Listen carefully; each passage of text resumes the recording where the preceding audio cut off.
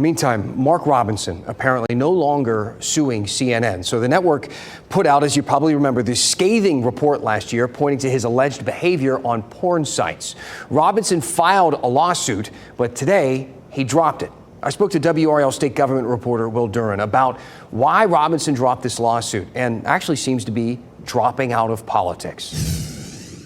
All right, let's talk to WRAL state government reporter Will Doran, and let's start kind of with the simple stuff. Why does Robinson, I guess, say that he is finished?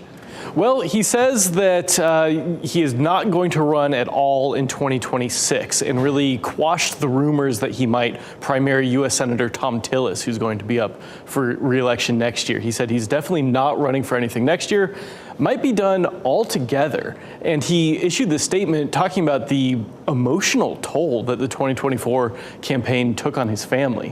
While it has been the honor of a lifetime to serve the people of North Carolina, the continued political prosecution of my family and loved ones is a cost I am unwilling to continue to bear. So, he didn't do well in this recent election for a variety of reasons, but that was the general election. In the primary, he has always been very, very strong. And does the Republican Party in many ways need him there? While it is true that this race for governor in 2024 was the most lopsided in nearly half a century, he still got 40% of the vote. More than 2 million people wanted Mark Robinson to be the governor. And like you said, he crushed the competition in the GOP primary. A lot of people had suspected that if he had faced Tillis in 2026, he would have had a pretty good chance at winning that primary as well. The question just has always been and will always be for him, can he win over those moderate voters that you really need to be able to win here in North Carolina to actually win an election?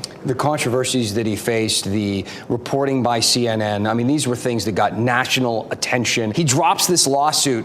What do you make of that? Robinson said for his part, he didn't give any details, but he said his lawyers uncovered information, evidence during their investigation that was at least enough to give him and his family some sense of peace and closure with what they discovered.